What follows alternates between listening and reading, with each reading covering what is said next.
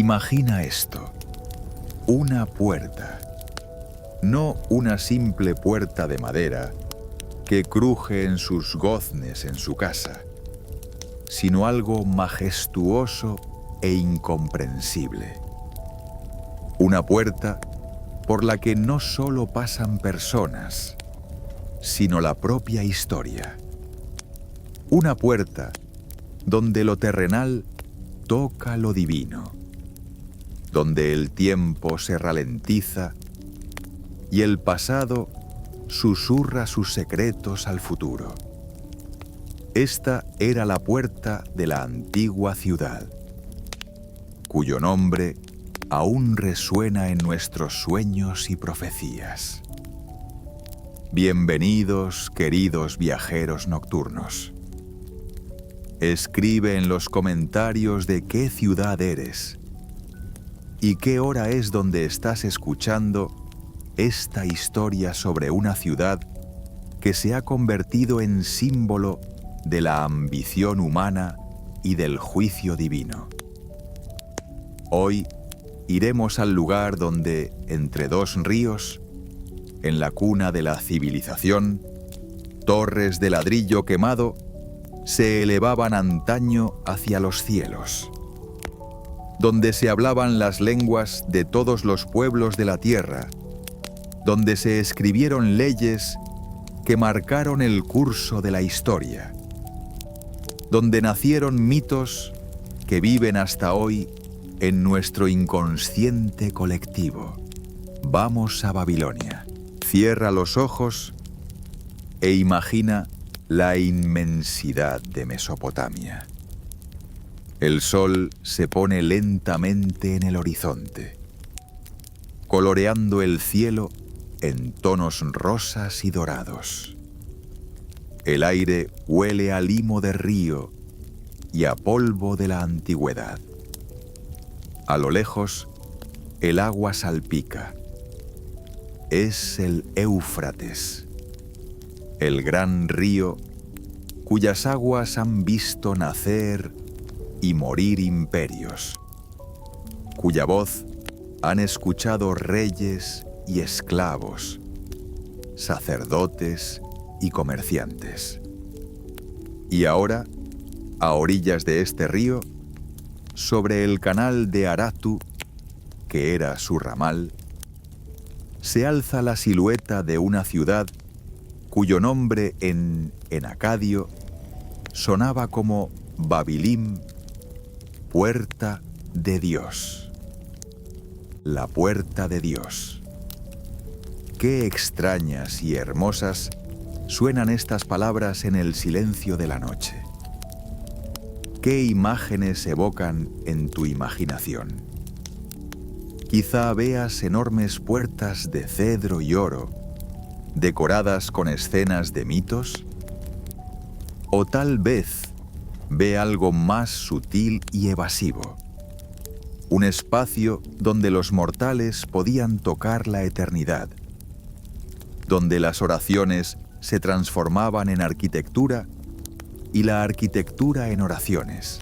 Curiosamente, los antiguos griegos, al oír este nombre en boca de comerciantes y diplomáticos, lo transformaron en la familiar Babilonia. Y los antiguos judíos pronunciaron este nombre como Babel, el mismo que vinculó para siempre a esta ciudad con la historia de la mezcla de lenguas. Pero no saquemos conclusiones precipitadas. Hasta ahora, solo nos estamos acercando a las puertas de esta maravillosa ciudad.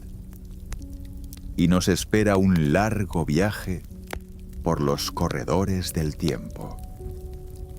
En los textos sumerios, escritos en cuneiforme sobre tablillas de arcilla, la ciudad se llamaba Kadingirra y de nuevo la misma Puerta del Dios.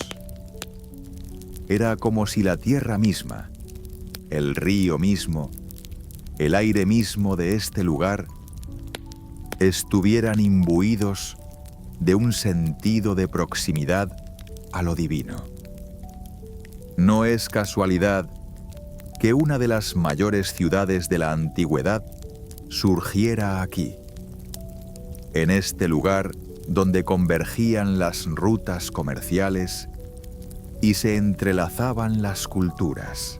Intenta sentir este momento de la historia en el que el tiempo fluía de forma diferente, más lenta, más mesurada. Tercer milenio Anticristo. El sol sale y se pone sobre los tejados planos de las pequeñas casas hechas de barro de río y paja. En el aire flota el humo de los fogones donde se cuece el pan, el olor del pescado recién pescado y el dulce aroma de los dátiles. Babilonia era aún un asentamiento modesto, uno de tantos en la región Acadia, pero incluso entonces tenía una energía especial, un propósito especial. Imagina a estos primeros habitantes. Se levantan al amanecer, cuando el aire aún está fresco y lleno de la humedad del río. Los hombres van al campo o a la alfarería, las mujeres al río a por agua, llevando jarras de barro en la cabeza. Los niños juegan en la orilla, moldeando animales y dioses con el barro.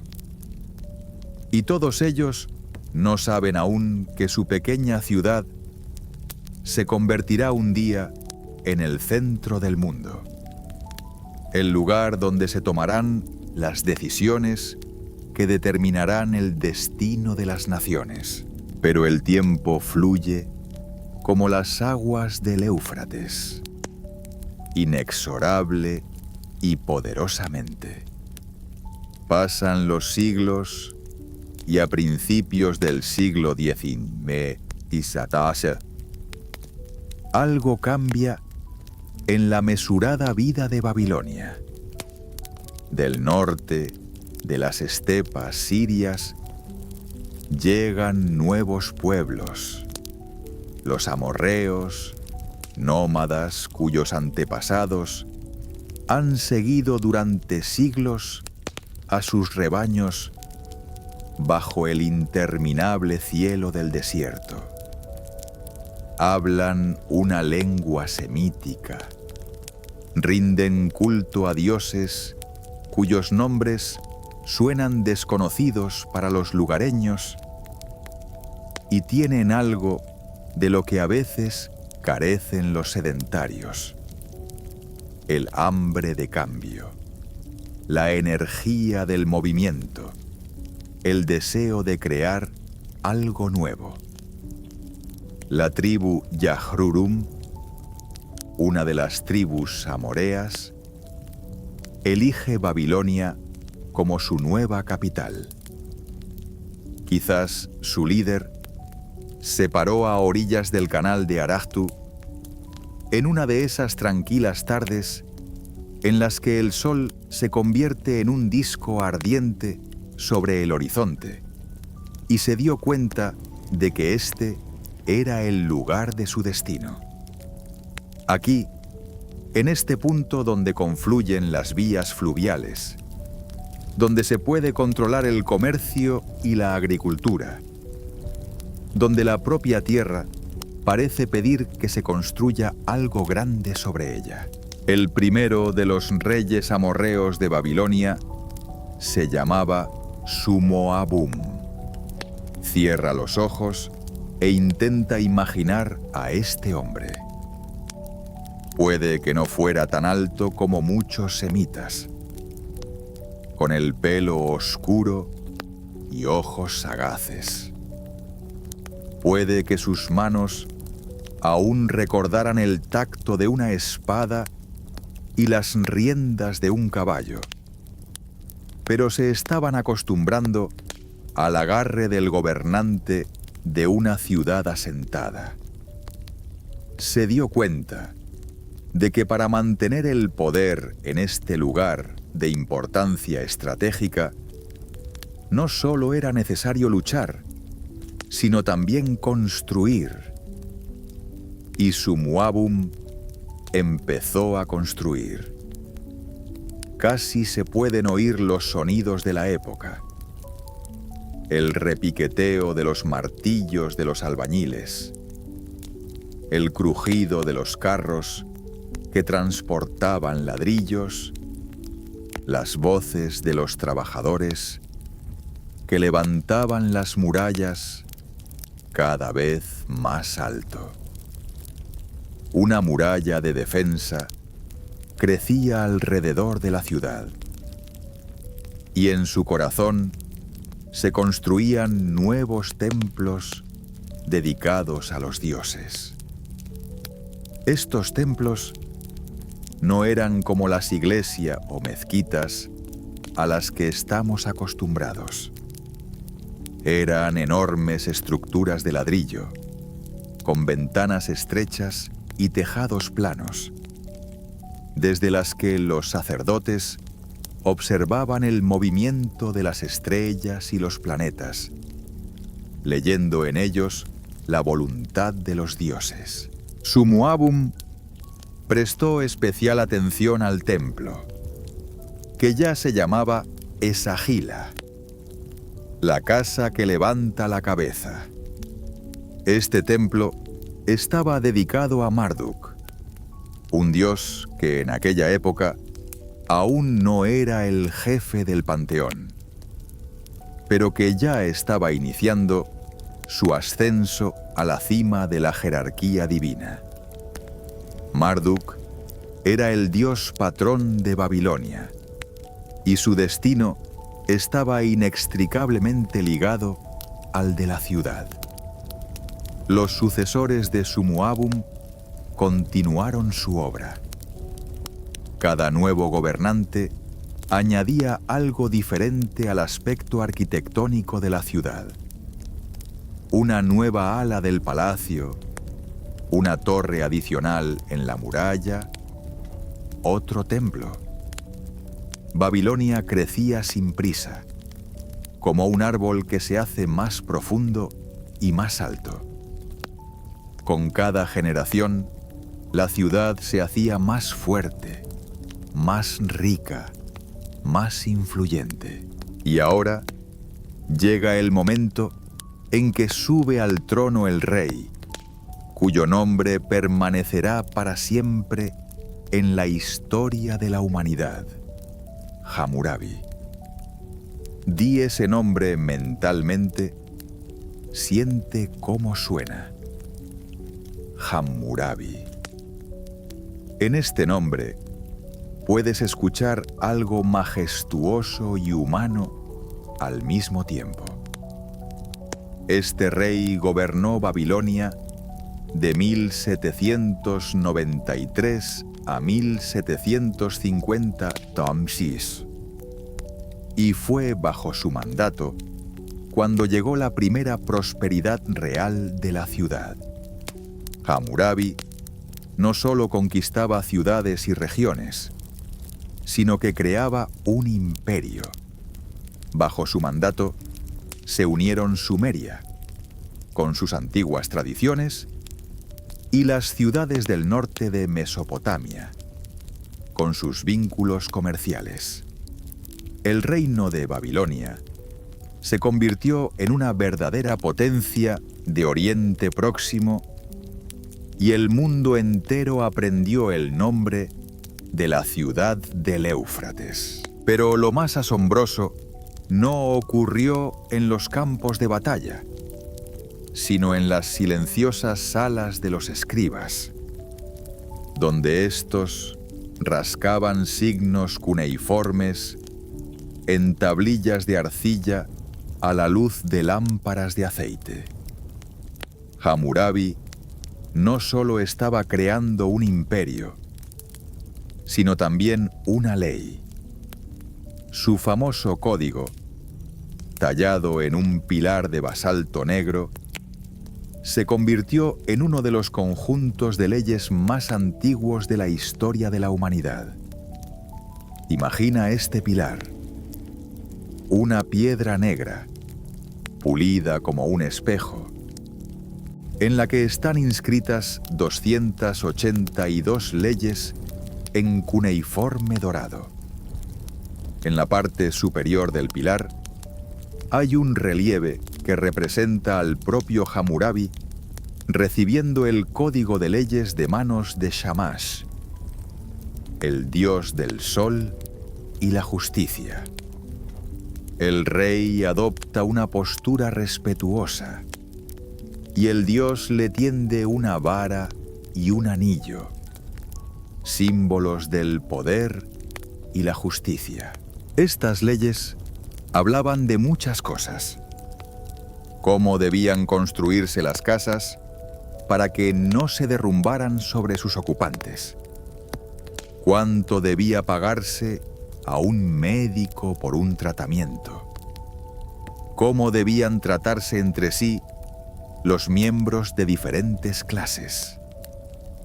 Que el fuerte no oprima al débil, proclamaba Hammurabi, llamándose a sí mismo el rey de la justicia. Aunque estas leyes puedan parecernos duras hoy en día, reflejaban un intento de crear una sociedad justa en la que todos conocieran sus derechos y responsabilidades. En aquella época, la sociedad babilónica estaba dividida en 3 clases.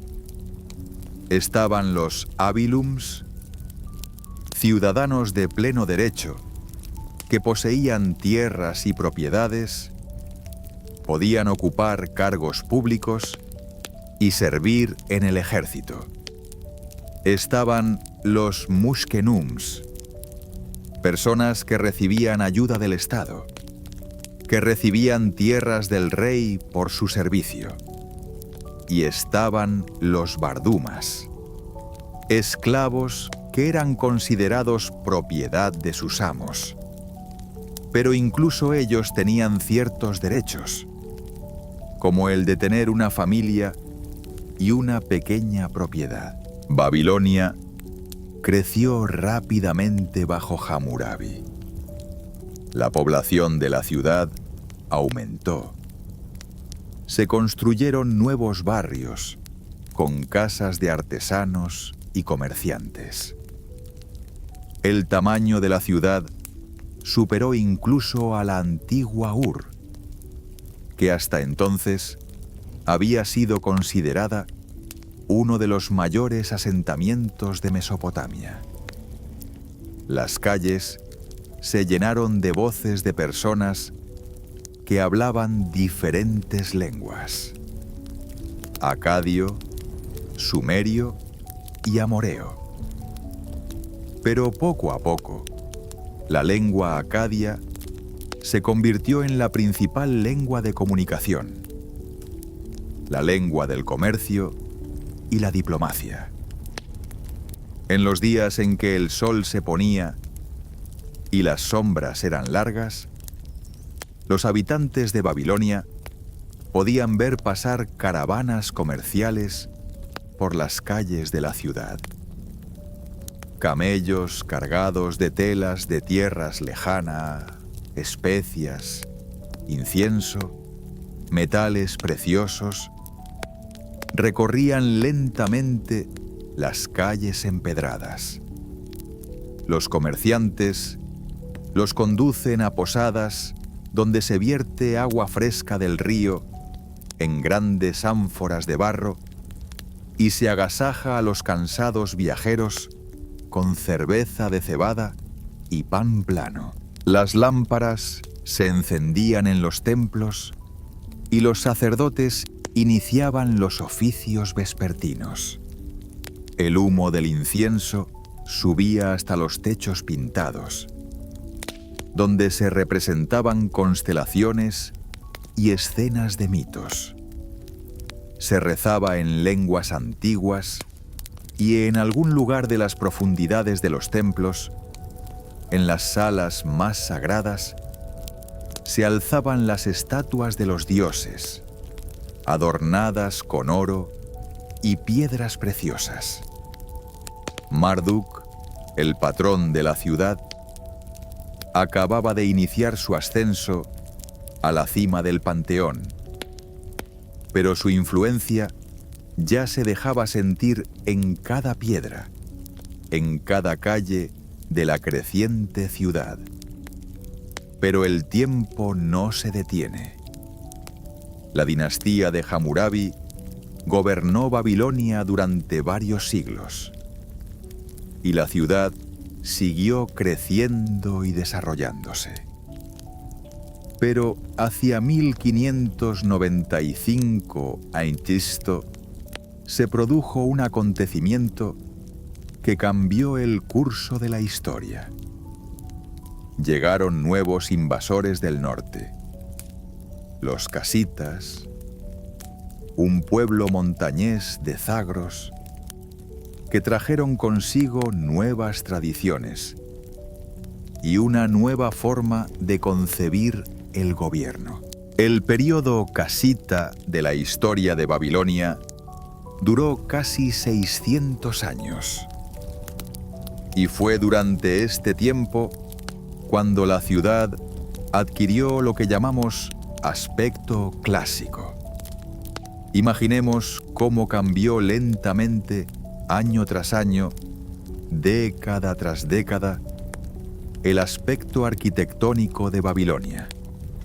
La caótica edificación de los primeros tiempos dio paso a una meditada planificación. Las calles se cruzaban ahora en ángulo recto, creando una red regular que dividía la ciudad en barrios rectangulares. El principal logro arquitectónico de la época fue la construcción de la muralla de Imgur-Enlil, una poderosa fortificación rectangular que rodeaba toda la ciudad. Esta muralla no era solo una estructura defensiva, sino un símbolo de poder y permanencia. Sus torres se alzaban a igual distancia unas de otras como guardias que protegían la paz de los ciudadanos. Cada lado de la muralla tenía 2 puertas decoradas con relieves y custodiadas por seres divinos. Otro acontecimiento importante para la vida espiritual de la ciudad tuvo lugar durante el período casita. El rey Agum II devolvió a Babilonia la estatua de Marduk, que había sido capturada por los hititas durante una de sus incursiones. Imagínense la procesión que acompañó el regreso de la deidad a su ciudad natal. Sacerdotes vestidos de blanco llevaban la estatua sagrada por las calles, mientras los habitantes salían corriendo de sus casas, se arrodillaban y fumaban incienso. El aire se llenó del aroma de la mirra y el incienso, de sonidos de plegarias y gritos de alegría. Marduk había vuelto a casa, lo que significaba que los dioses bendecían de nuevo a Babilonia. Fue en el período casita cuando finalmente se formó la mitología, que convertiría a Marduk en el dios supremo no solo de Babilonia, sino de todo el sur de Mesopotamia. Los sacerdotes científicos, que pasaban sus días y noches en las bibliotecas de los templos, reelaboraron minuciosamente los antiguos mitos sumerios y acadios, entretejiendo en ellos la imagen de su patrón. Marduk se convirtió en el héroe de los mitos cosmogónicos, el vencedor del caos primordial, el creador del orden mundial. Kurigalzu-I, uno de los reyes casitas, tomó una decisión que cambiaría radicalmente el destino de Babilonia. Trasladó la capital a una nueva ciudad, Dur-Kurigalzu, la fortaleza de Kurigalzu. Parecería que esto debería haber llevado a la decadencia de la antigua capital. Pero Babilonia demostró ser más fuerte que las decisiones políticas. La ciudad siguió creciendo y su tamaño superó con creces sus antiguos límites. Los mercaderes seguían acudiendo en masa. Los artesanos abrían nuevos talleres y los peregrinos acudían a adorar a Marduk en su gran templo. Durante estos largos y mesurados siglos de dominio casita, el alma de Babilonia se estaba formando. La ciudad aprendía a ser no solo un centro administrativo, sino algo más, un símbolo, una idea, un lugar donde lo celestial se une con lo terrenal. El zigurat de Etemenanki, la casa de los cimientos del cielo y de la tierra, se elevaba cada vez más alto. Sus escalones se perdían en las nubes. Los sacerdotes subían estos escalones al amanecer y al anochecer para encontrarse con los dioses y transmitirles las plegarias del pueblo. Las murallas de la ciudad recordaban el polvo de la marcha de los conquistadores y los pacíficos pasos de las caravanas comerciales. Habían visto los amaneceres y atardeceres de 1000 días, oído las nanas que las madres cantaban a sus hijos y los himnos de batalla que los guerreros entonaban antes de marchar. En las profundidades de la noche, cuando la ciudad se adormecía, solo los guardias de las torres y los sacerdotes de los templos estaban despiertos, velando por la paz de quienes habían confiado su vida a la defensa de las murallas. Y Marduk, el gran Marduk, ascendía lenta pero constantemente en la jerarquía divina. Lo que comenzó como un culto local a un dios patrón se transformó en algo mucho más significativo.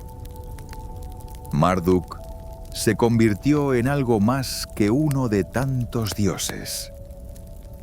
Se convirtió en el rey de los dioses, el creador del mundo, el poseedor de las tablas del destino. Los mitos sobre él no solo reflejaban ideas religiosas, sino también las ambiciones políticas de Babilonia, el deseo de convertirse en el centro no solo del mundo terrenal, sino también del celestial. El tiempo fluye tan inexorablemente como las aguas del Éufrates. Y la dinastía casita ya está entrando en decadencia. El siglo XI a.C. trae consigo cambios que envuelven como una niebla a la otrora gran potencia. Los historiadores llaman a este periodo la Edad Oscura, y con razón. Imaginemos que el brillo de los magníficos palacios se desvanece poco a poco, que las tablillas de arcilla de los sabios en las bibliotecas se vuelven polvorientas, que las calles, antaño llenas de las voces de los comerciantes de todo el mundo, se vuelven silenciosas. El sistema estatal babilónico, antaño esbelto y poderoso, empieza a resquebrajarse. Las dinastías cambian una tras otra como las hojas en el viento de otoño. Los reyes, que antes manejaban los hilos del control del vasto imperio, ahora se encuentran cada vez más a menudo como marionetas en manos de la oligarquía sacerdotal. Los templos, que han acumulado grandes riquezas a lo largo de los siglos, se están convirtiendo en verdaderos estados dentro de un estado. Pero en esta época de decadencia nace una nueva fuerza. Desde el norte, desde las frías montañas de Asiria, llega el estruendo de los carros de hierro. El imperio asirio, como un puño de acero, se cierra en torno a las antiguas ciudades de Mesopotamia. Uno a uno, los antiguos centros de civilización caen, y ahora le toca el turno a Babilonia. El dominio asirio no fue fácil para los babilonios. La orgullosa ciudad, acostumbrada a ser gobernada, ahora tenía que inclinarse ante gobernantes extranjeros. Pero el espíritu de Babilonia no podía quebrarse por la fuerza. Una y otra vez, la ciudad se rebeló contra el yugo asirio, como un gigante al que se puede atar, pero al que no se puede obligar a someterse. Este carácter rebelde fue particularmente evidente bajo el rey asirio Sinacherib. Este gobernante, cuyo nombre se convirtió en sinónimo de crueldad, no podía perdonar a Babilonia por su orgullo y desafío. Se sucedieron rebelión tras rebelión, y cada vez los ejércitos asirios pacificaban la ciudad con métodos cada vez más duros. Y entonces llegó ese fatídico año, 689 a.C. Imagina una hora tranquila antes del amanecer. La ciudad sigue dormida, con los guardias dormitando en las murallas y los sacerdotes recitando las oraciones matutinas en los templos. El aire es fresco y huele a la humedad del río y al humo de los hogares. De repente, una ominosa raya oscura aparece en el horizonte. Es el ejército de Sinacherib. Lo que sucedió después quedará para siempre como uno de los capítulos más trágicos de la historia del mundo antiguo. Sinacherib no solo tomó Babilonia, sino que la borró de la faz de la tierra.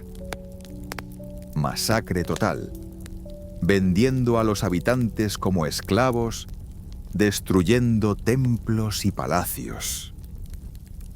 Pero eso no fue suficiente para el rey asirio.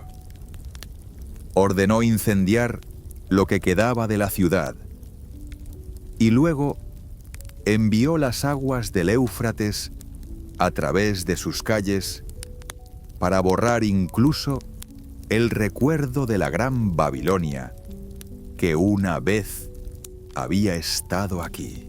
Y lo peor de todo, Sinacherib maldijo este lugar durante 70 años. 70 años durante los cuales no se oiría hablar a los humanos, no humearían los hogares, no crecerían los árboles.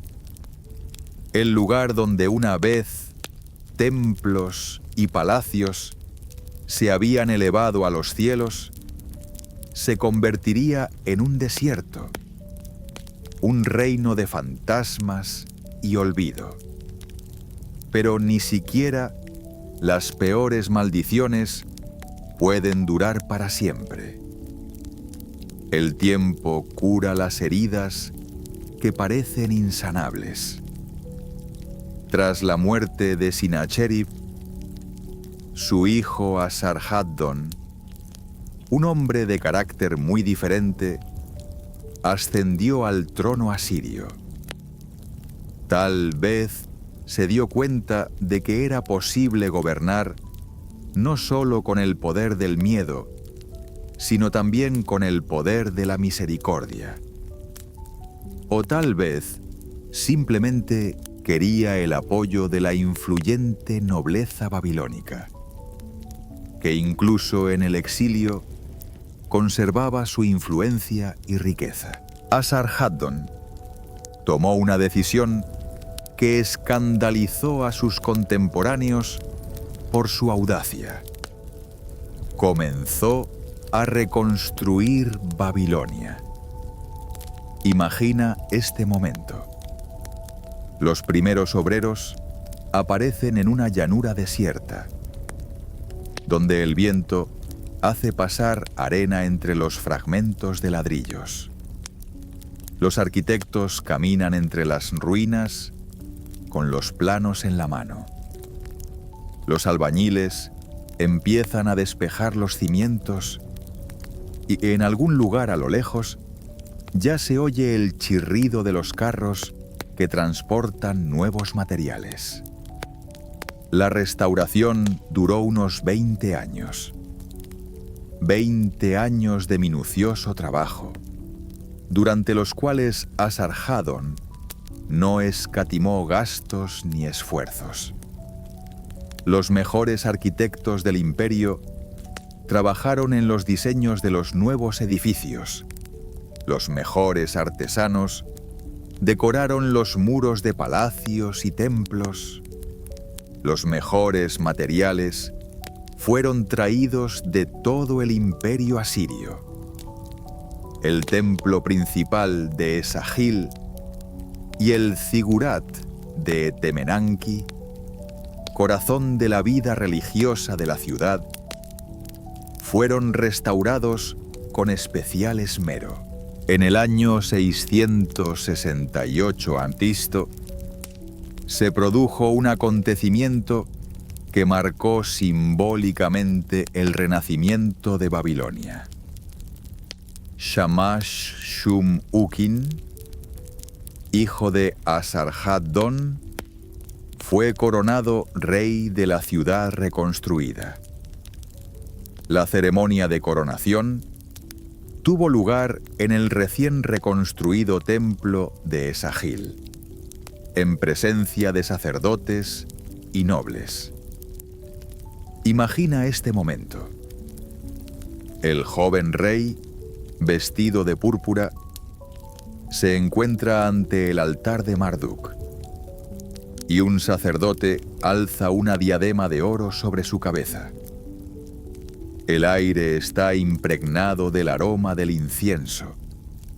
La luz de las antorchas juega en las paredes doradas del templo, y parece como si los propios dioses estuvieran presentes en esta ceremonia. Pero la historia de Babilonia está llena de giros inesperados. Shamash-shum-ukin, que debía ser el obediente gobernador de su padre, se rebeló contra la autoridad asiria.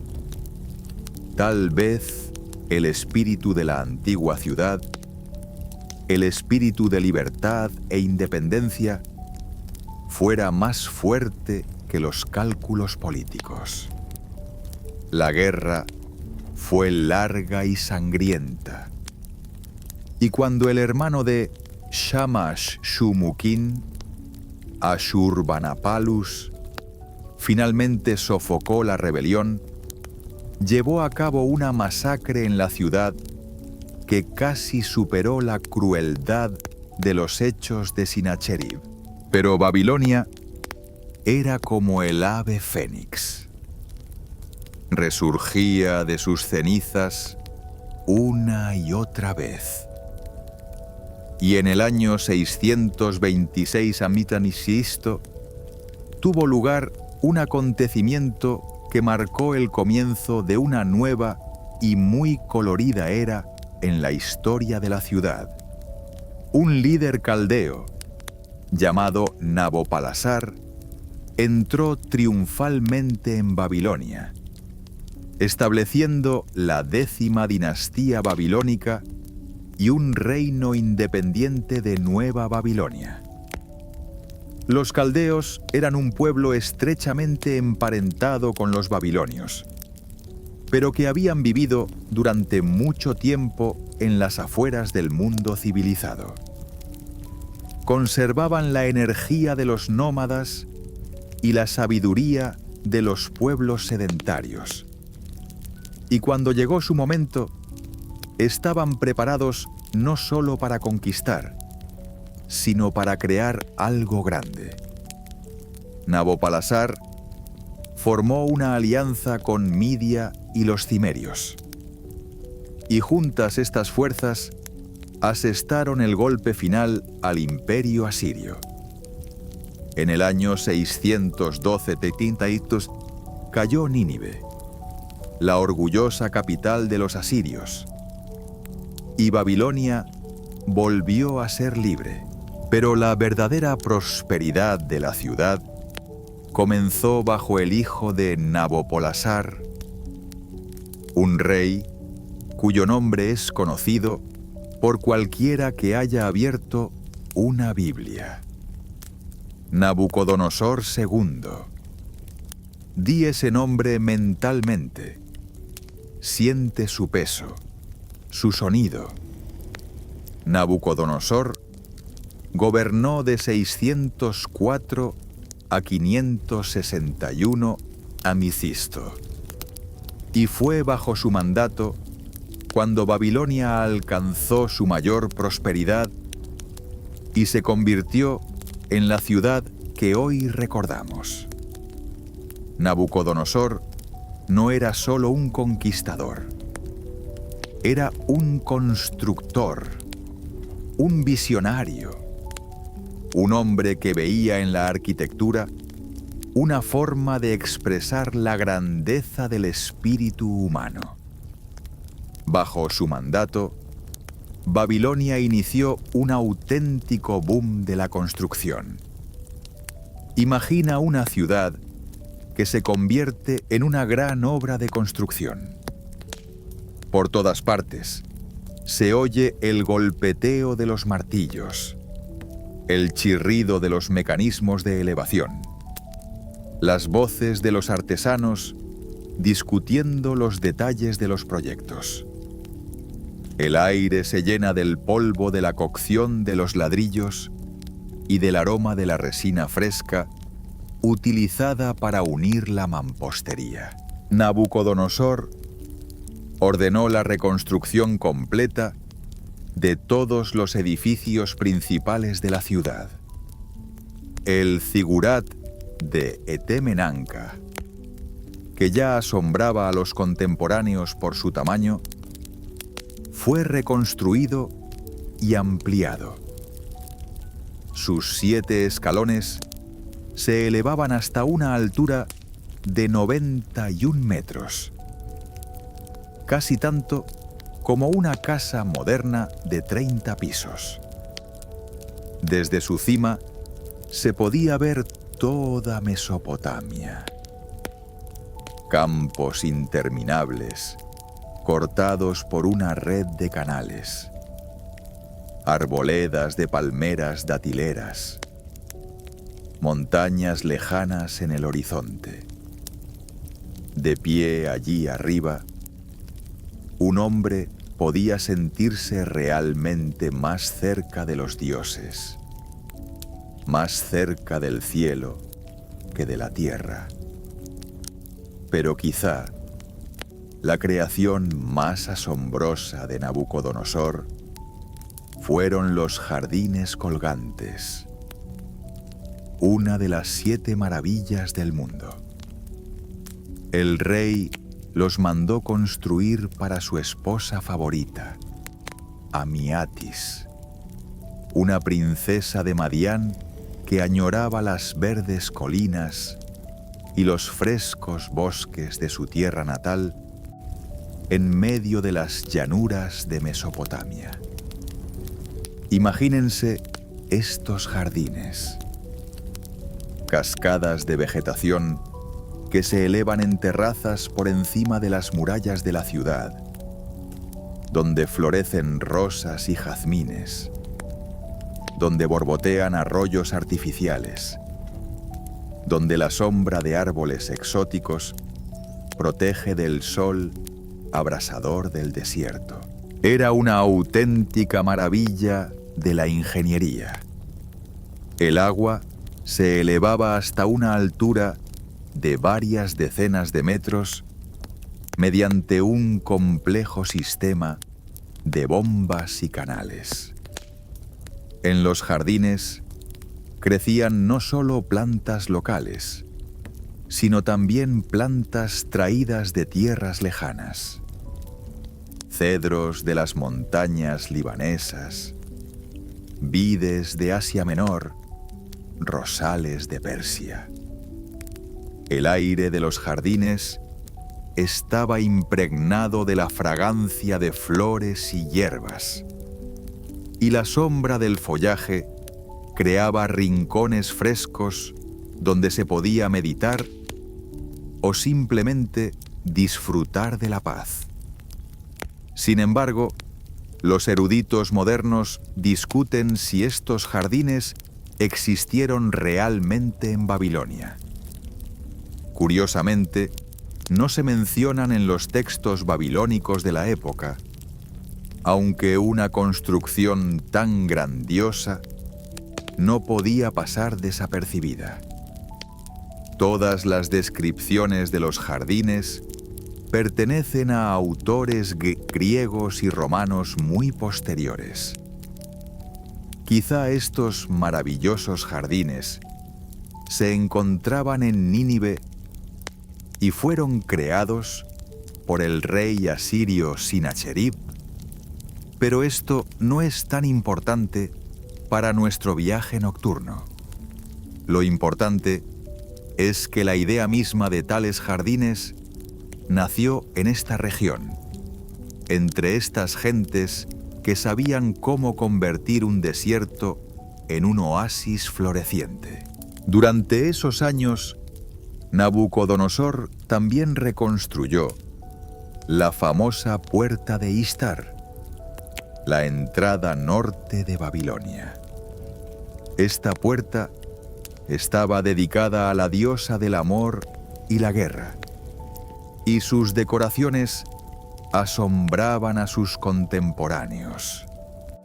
Imaginemos las paredes cubiertas de ladrillos vidriados de un azul intenso, el color del cielo nocturno, el color de las aguas sin fondo del océano primordial. Sobre este fondo azul se exhibían relieves dorados y amarillos de animales sagrados. Toros que simbolizaban a Adad, el dios del trueno, y sirrushas con forma de dragón, los compañeros de Marduk. Cada ladrillo de estos relieves era una obra de arte. Los artesanos primero esculpían figuras de animales en arcilla, luego las cubrían con esmalte coloreado y las cocían en hornos a altas temperaturas.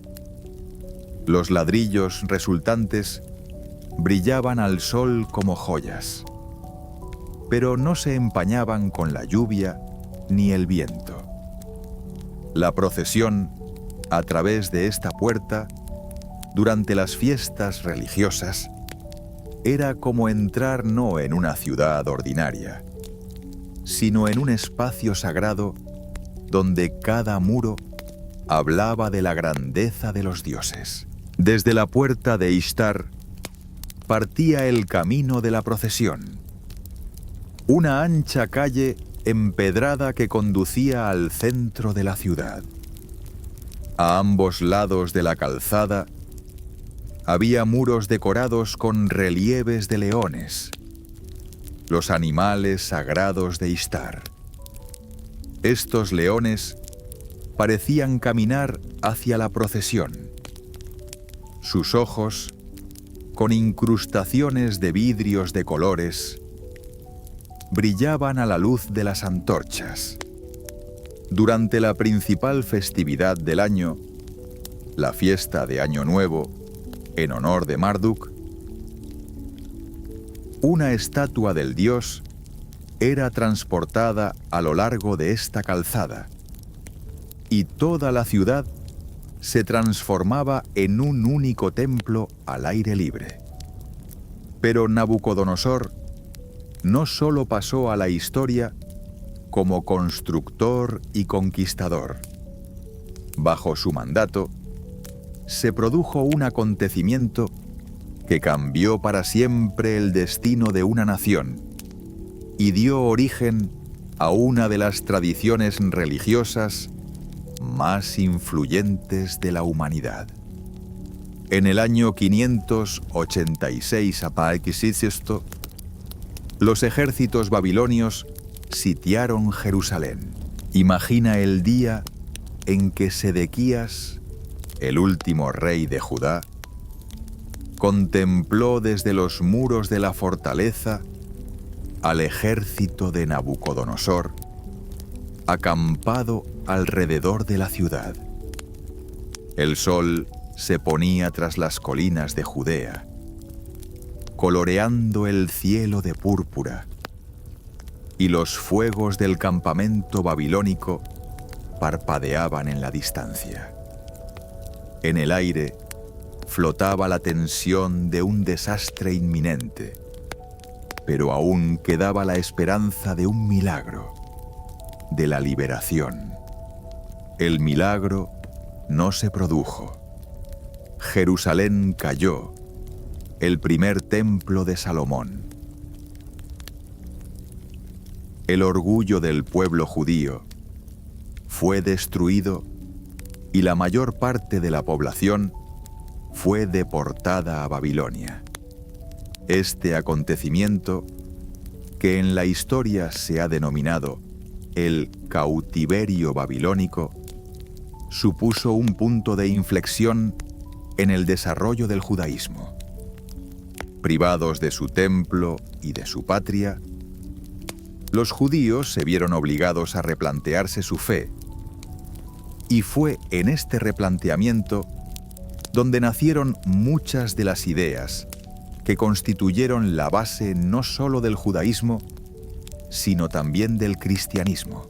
Pero para los propios babilonios, la deportación de los judíos fue solo una de las muchas medidas administrativas de su rey conquistador. La ciudad siguió creciendo y prosperando. Los artesanos y comerciantes judíos que se establecieron en Babilonia se integraron rápidamente en la vida de la ciudad, aportando sus habilidades y tradiciones. Algunos de ellos alcanzaron altos cargos en el sistema administrativo, como el bíblico Daniel, que según la tradición llegó a ser consejero del propio rey. En aquellos días, Babilonia era un verdadero centro cosmopolita. En sus calles se oían decenas de lenguas: acadio y arameo, hebreo y fenicio, persa y madián. Los comerciantes de la India traían especias y piedras preciosas. Los de Asia Menor, plata y estaño. Los egipcios, oro y papiro. Los mercados de la ciudad eran un caleidoscopio de colores, sonidos y aromas. El centro de este mundo multicolor era el complejo del templo de Esagila, con su famosa torre Etemenanki. Esta torre, que los griegos llamaban la Torre de Babel, se elevaba en escalones hacia el cielo, y cada uno de sus escalones estaba pintado de un color diferente: negro, blanco, rojo, azul, amarillo, plateado y dorado. En la cima estaba el santuario de Marduk, donde solo podían entrar los sumos sacerdotes. Por la noche, cuando la ciudad entraba en letargo, la torre de Etemenanki seguía viviendo su vida especial. Los sacerdotes astrónomos subían a su cima para observar el movimiento de las estrellas y los planetas. Creían que el destino del mundo estaba escrito en las luminarias celestes, que los dioses hablaban a la gente en el lenguaje de las constelaciones. Los registros de estas observaciones se guardaban en tablillas de arcilla, y algunas de ellas han sobrevivido hasta nuestros días, impresionando por su precisión y detalle. Las matemáticas y la astronomía no eran solo ciencias en Babilonia, eran una forma de acercarse a lo divino. Los sacerdotes desarrollaron el sistema numérico hexadecimal que aún hoy utilizamos para medir el tiempo y los ángulos. Recopilaron los primeros catálogos de estrellas de la historia de la humanidad. Predijeron eclipses solares y lunares y crearon el calendario que constituyó la base de todos los sistemas calendáricos posteriores. El arte de este periodo alcanzó cotas sin precedentes. Los palacios de Nabucodonosor estaban adornados con relieves y pinturas que no solo eran de una belleza asombrosa, sino que contaban historias enteras. Escenas de mitos cobraban vida en las paredes. La batalla entre Marduk y el monstruo del caos Tiamat. La creación del mundo a partir de su cuerpo y el establecimiento del orden en el universo. Estas imágenes no solo servían como decoración, sino también como recordatorio constante de la naturaleza divina de la realeza. En aquella época se crearon obras literarias que se han convertido en clásicos de la literatura universal. El poema Enuma Elish sobre la creación del mundo se leía durante las fiestas de Año Nuevo, cuando toda la ciudad se transformaba en un teatro al aire libre. La epopeya de Gilgamesh se reescribía una y otra vez, y cada generación le encontraba nuevos significados y matices. Y el poema sobre el descenso de Ishtar al país de los muertos nos hacía reflexionar sobre el misterio de la muerte y el renacimiento. Imagina un atardecer en Babilonia en tiempos de Nabucodonosor. El sol acaba de ponerse y el cielo se tiñe de púrpura y rosa. Las lámparas de aceite están encendidas en las casas y su suave luz se derrama por las calles desde las ventanas. En algún lugar, un músico toca la lira. En algún lugar, se oyen voces que discuten los asuntos del día. Desde los templos llegan los sonidos de las oraciones vespertinas, y por encima de todo se eleva la silueta de la gran torre de Etemenanki, en cuya cima parpadea el fuego del hogar sagrado de Marduk. Las familias se reúnen en las casas de los ciudadanos ricos para cenar. Las mesas están cubiertas de alfombras y llenas de loza, pintada con motivos coloridos. Sirven cerveza de cebada que se bebe con pajitas de caña, panes untados con miel, pescado frito del Éufrates, dátiles e higos. La conversación fluye pausadamente. Comentan las noticias del mercado, los planes para mañana, los últimos decretos del rey. En este momento, en el Palacio Real, Nabucodonosor está probablemente sentado en sus aposentos, mirando los planos de los nuevos edificios. Delante de él hay dibujos de papiro y maquetas de edificios hechas de arcilla. Sueña con una ciudad que será una maravilla del mundo, con edificios que harán las delicias de la posteridad. Y estos sueños se hacen realidad con una rapidez increíble. Fue bajo Nabucodonosor cuando Babilonia se convirtió no solo en una gran ciudad, sino en la verdadera capital del mundo. A ella acuden embajadores de todas las naciones conocidas en aquella época, de los escitas y los griegos, de los indios y los etíopes.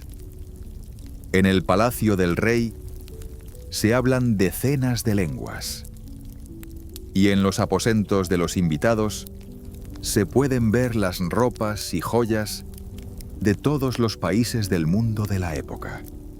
Pero ni siquiera los más grandes imperios viven para siempre. El tiempo, ese artista inexorable, preparaba nuevos giros en el destino de Babilonia. Desde el este, desde las montañas persas, se alzaba ya una nueva fuerza: el ejército de Ciro el Grande. El rey que soñaba con unir bajo su dominio todo el mundo conocido.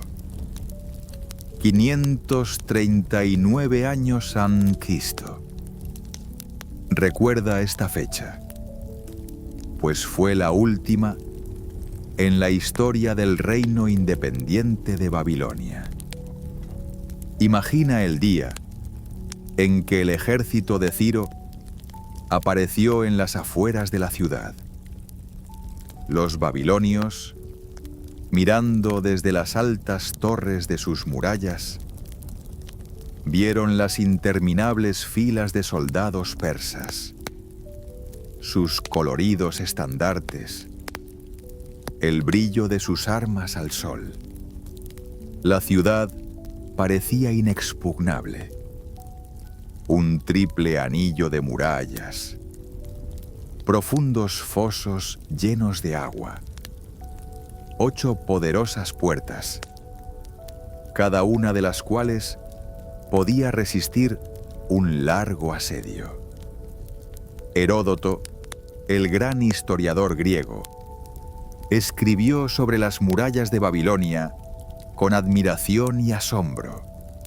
Eran tan altas y anchas que un carro de 4 caballos podía circular por encima de ellas.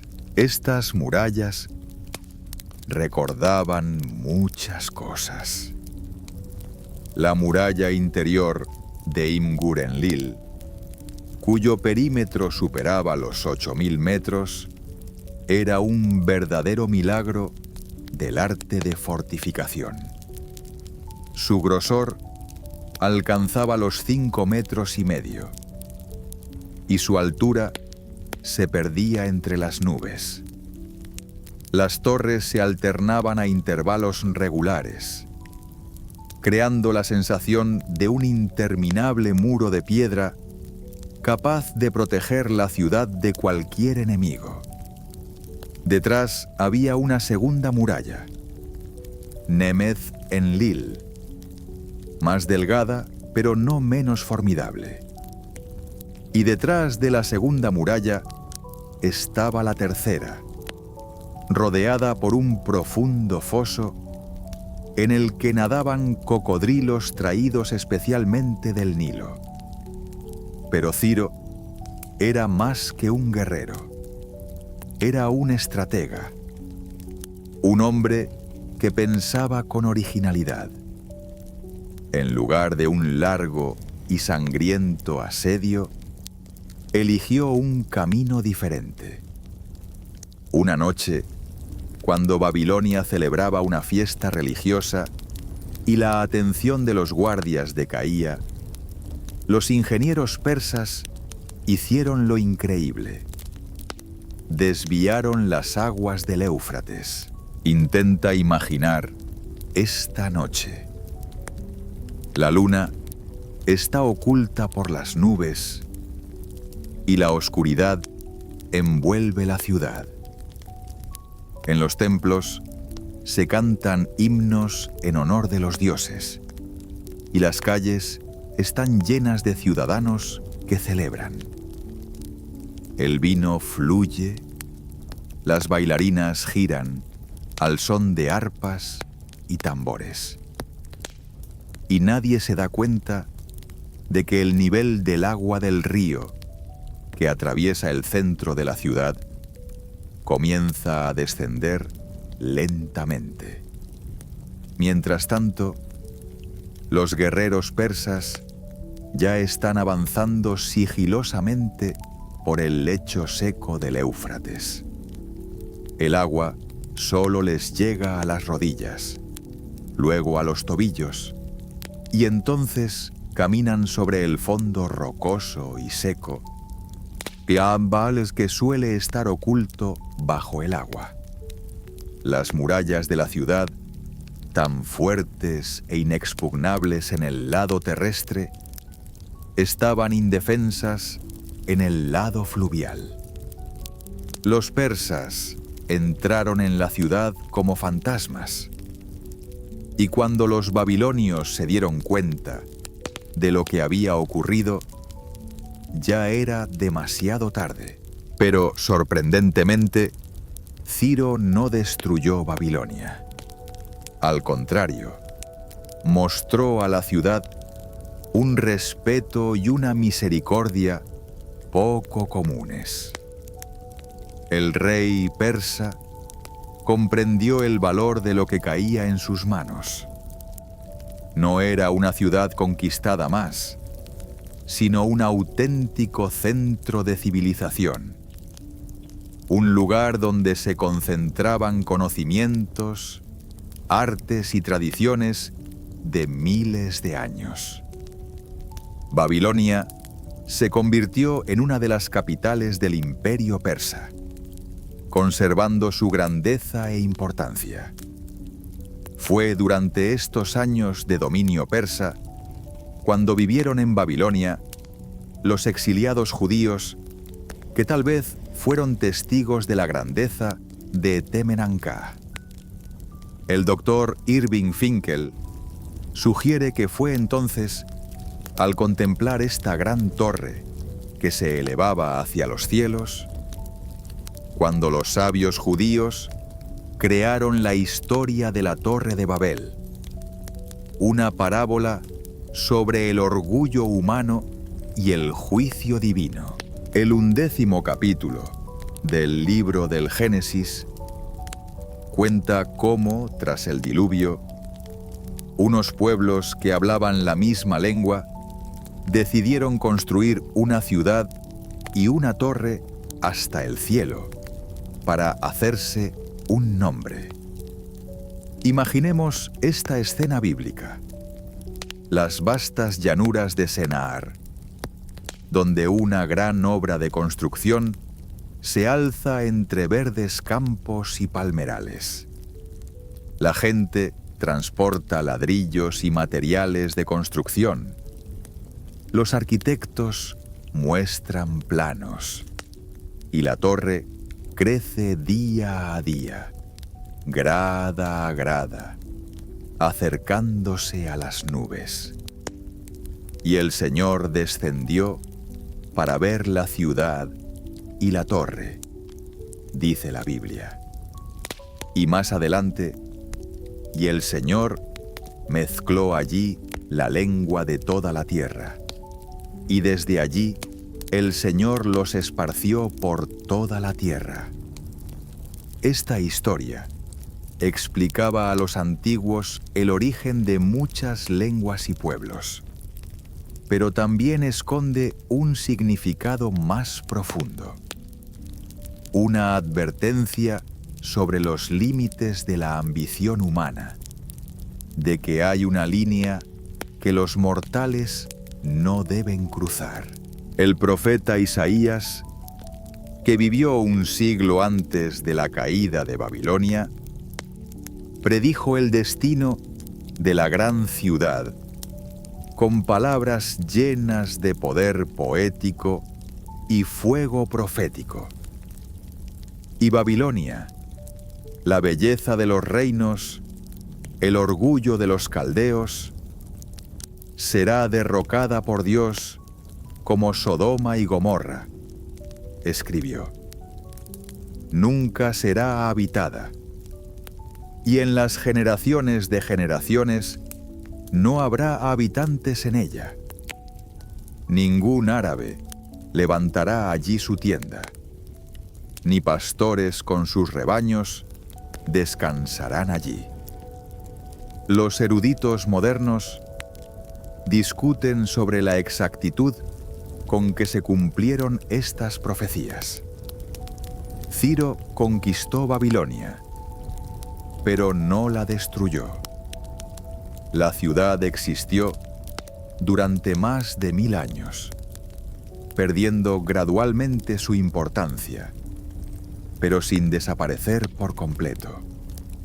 Tal vez estas profecías no contenían tanto una verdad literal como una simbólica, una predicción de que toda grandeza terrenal es transitoria, que incluso los imperios más poderosos se convertirán un día en propiedad de la historia. Pasó el tiempo y poco a poco, las antiguas tradiciones de Mesopotamia fueron dando paso a otras nuevas. La lengua acadia, hablada por los habitantes de Babilonia durante miles de años, fue sustituida por el arameo. El cuneiforme, aquel maravilloso sistema de escritura creado por los sumerios en el 4º milenio a.C., dio paso a la escritura alfabética, más sencilla y cómoda. Las tablillas de arcilla fueron sustituidas por el pergamino y el papiro. En el siglo I a.C., el cristianismo llegó a Mesopotamia y Babilonia se convirtió en la sede del católicos de la Iglesia de Oriente. Imagínese este momento de la historia. En una ciudad donde antes se adoraba a Marduk e Ishtar, ahora se cantan himnos cristianos. En los templos, donde los sacerdotes recitaban el Enuma Elish, ahora los sacerdotes leen el Evangelio. Pero este cambio de religión ha sido suave, sin rupturas bruscas. Muchas tradiciones antiguas simplemente se han reinterpretado a la luz de la nueva fe. Antíoco I Sóter, uno de los diadochos de Alejandro Magno, trasladó a algunos de los habitantes de Babilonia a la nueva capital, Seleucia on Tigris. Era el fin simbólico de una era. La ciudad, que había sido el centro del mundo durante más de 2000 años, transfería gradualmente sus funciones a otros asentamientos. Pero Babilonia no moría, sino que se dormía lentamente, como un viejo sabio que había vivido una larga y gloriosa vida y ahora se disponía a descansar. En la época medieval, los constructores árabes utilizaron ladrillos de las ruinas babilónicas para edificar Bagdad y Basora. Cada uno de estos ladrillos llevaba un pedazo de historia, un trozo de la energía que una vez bulló en la capital del mundo. También se construyeron nuevos asentamientos, como el Hilla, con las piedras de la antigua ciudad. Babilonia siguió viviendo, pero ya no como ciudad, sino como material para nuevas ciudades, como base de nuevas civilizaciones. En el siglo XIX, d.C., comenzaron las investigaciones arqueológicas sistemáticas de Babilonia. Claudius James Rich, Robert Kerr Porter, Robert Mignan.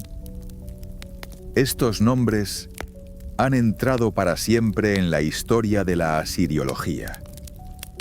Pero el verdadero descubridor de Babilonia para la ciencia moderna fue el arquitecto alemán Robert Koldewey, que dirigió la expedición de 1899 a 1917. Koldewey y su equipo realizaron un auténtico milagro. No solo excavaron, sino que reconstruyeron la famosa Puerta de Ishtar. Esta puerta, recubierta de esmalte azul y decorada con relieves dorados de animales sagrados, fue cuidadosamente desmontada, transportada a Alemania y restaurada en el Museo de Pérgamo de Berlín, donde aún hoy permanece, impresionando a los visitantes con su belleza. Imagínense los sentimientos de Koldewey cuando los primeros fragmentos de esta maravillosa puerta emergieron de debajo de la arena y los escombros. Los ladrillos azules, con las imágenes de toros y dragones en dorado, parecían hechos ayer, no hace 2500 años. En ese momento, el pasado se convirtió en presente. La belleza antigua volvió al mundo. La Babilonia moderna es un lugar donde conviven el pasado y el presente. En 2019, las ruinas de la antigua ciudad fueron inscritas en la lista del Patrimonio Mundial de la UNESCO. Miles de personas viven hoy entre las murallas de la antigua ciudad, a veces sin saber que bajo sus casas están enterrados palacios de reyes y templos de dioses. La moderna El Hilla se extiende junto a las ruinas, y sus habitantes pasan cada día junto a las piedras que recuerdan la voz de Nabucodonosor y las plegarias de los sacerdotes babilonios. En la tradición cristiana, Babilonia se convirtió en símbolo de un mundo opuesto a Dios. En el Apocalipsis de Juan, el teólogo, aparece como Babilonia la Grande, la madre de las rameras y de las abominaciones de la tierra.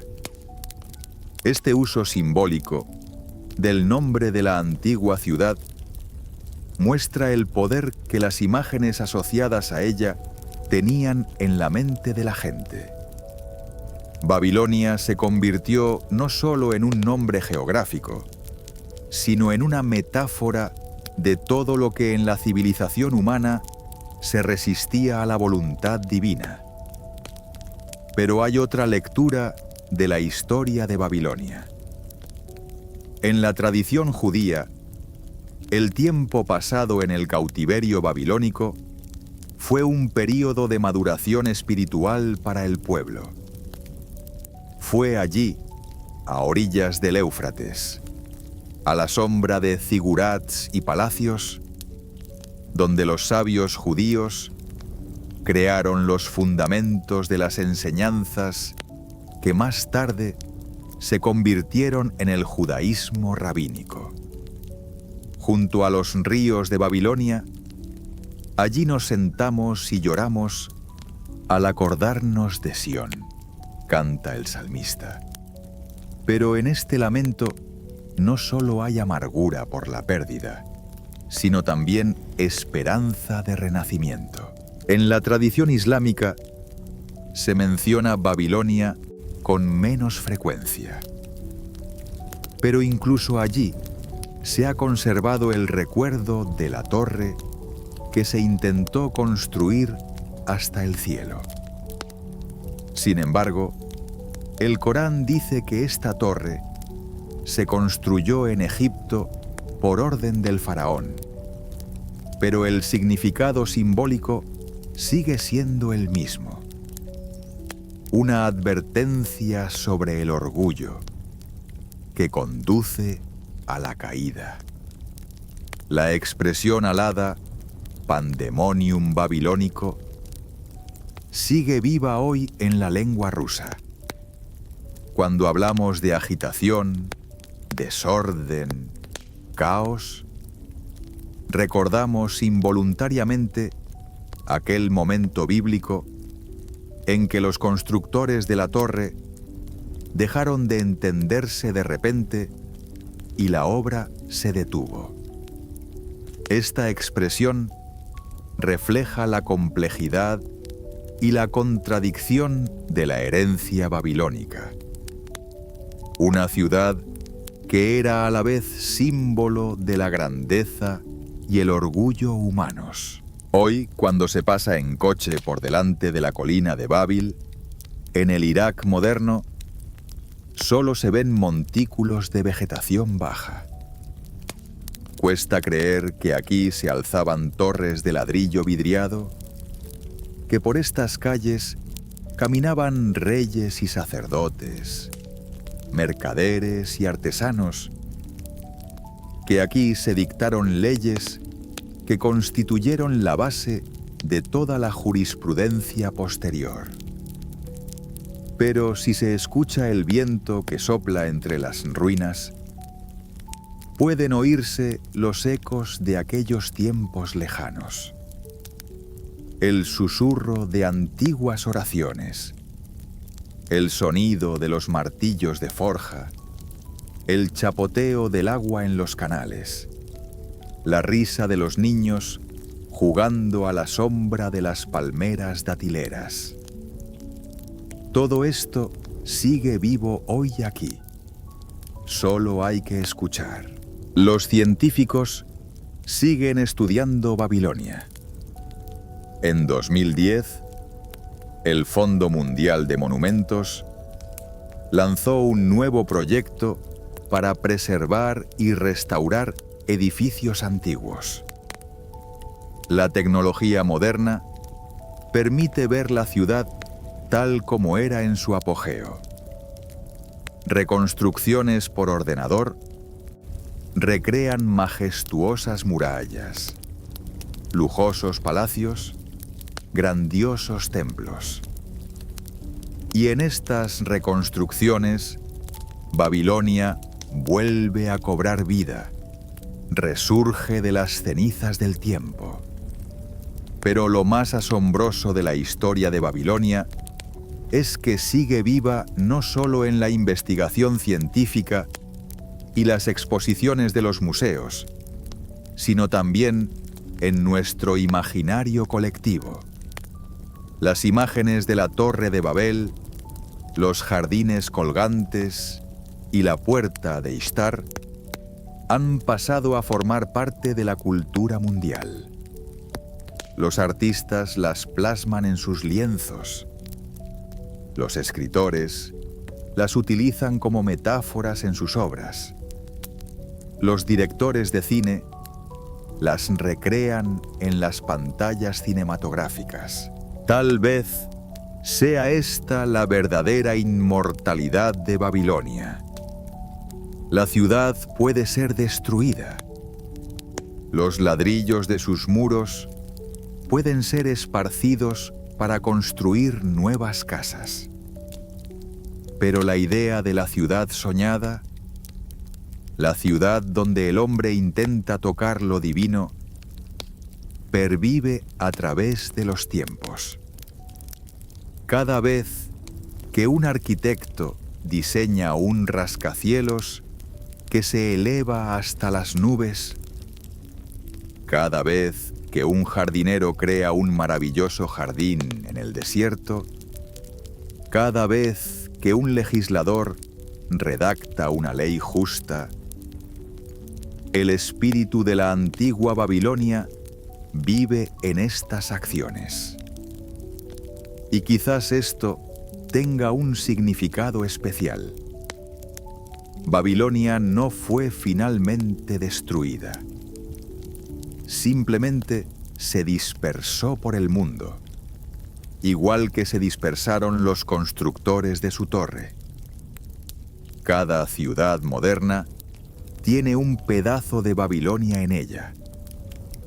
Cada código de la ley se hace eco del código de Hammurabi. Cada templo o catedral refleja la aspiración al cielo que se encarnó en los zigurats de Mesopotamia. Así termina nuestro viaje nocturno por la antigua Babilonia. Hemos caminado contigo por sus calles, subido a sus torres, mirado en sus templos y palacios. Hemos visto cómo nacen y mueren los imperios, cómo se crean y destruyen las ciudades, cómo los sueños humanos se hacen realidad en piedra y ladrillo, y luego vuelven a convertirse en sueños. Que esta historia te acompañe en tus sueños. Que a veces oigas el eco de voces antiguas en el ruido de las ciudades modernas.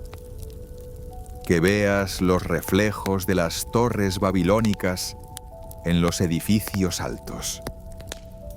Al fin y al cabo, todos somos herederos de esa gran civilización que enseñó a la humanidad a soñar lo imposible y a hacer realidad lo imposible. Buenas noches, mis queridos oyentes. Que las puertas de los sueños se abran para vosotros tan de par en par como antaño se abrieron las puertas de Babilonia para los viajeros de todas las partes del mundo. Nos vemos en nuestros próximos viajes nocturnos por los laberintos de la historia y del alma humana.